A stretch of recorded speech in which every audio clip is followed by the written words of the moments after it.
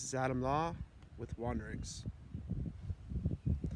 Today's video is called The Power of Your Own Mythology.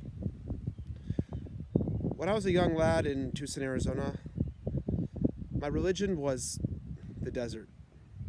I'd wander through the mountains, the valleys, the canyons, and find solitude and peace from the turmoil of the world through the beautiful places and the mystery of the wild. I was a boy with a big imagination, and I was involved in reading, Dungeons and Dragons, toys, always to escape.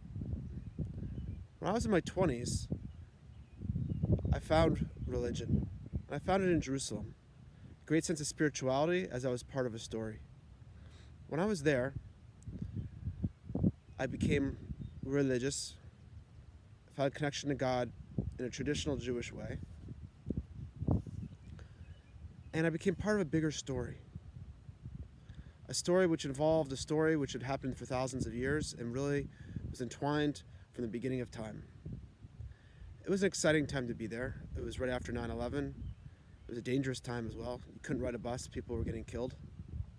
And yet, it excited me deeply to be part of a story and not live in another fantasy. It brought me back to my childhood of my own mythology and story, when I had dreamed also of a city of lights, which on my first trip to Israel I actually experienced.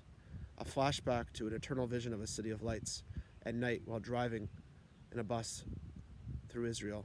I saw the city of lights. Others have told me about the city of lights. Life circumstances brought me to Toronto, Canada. Unlike my visit to Jerusalem, which was a 9-year sojourn, I didn't choose to live here. And I always associated it with a dark part of myself. I met a lot of Canadians, wonderful people, who enjoyed it and knew good things from here. But I hadn't found myself yet, and I associated it with the difficult circumstances that I was living in, and I couldn't really appreciate what Toronto in Canada had to offer. Eventually I found my meaning and purpose, why I needed to be here, which is continually unfolding even now.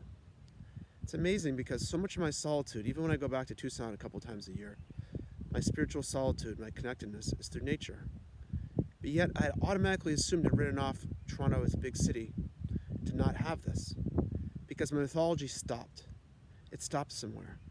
It stopped this ideal state, this romantic widowing I had from Jerusalem, and not realizing that God is continually being revealed in all our circumstances, everything that we go through. It took many years to get this because my suffering put me in a place where I couldn't sense that God is still revealing himself in the now. Today I feel a new step. I found a beautiful place near Toronto where I'm alone in the beautiful woods and nature. Our mythology can never stop. We must always be creating our own story. We must always be living an adventure. And to realize that even in the downs, it's all part of the story, part of the adventure. It can't always be Jerusalem and the city of lights.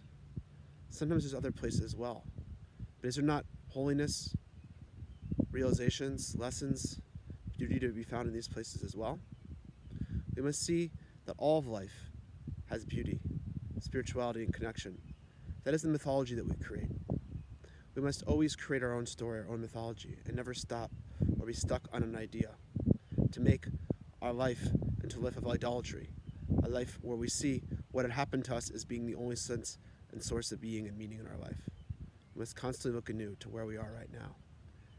Nature is a beautiful, amazing place to discover this. You strip away all the constraints of society, expectations, and you get to a place of true wonderment and hopefully a place of beauty and aloneness, no matter what your situation is.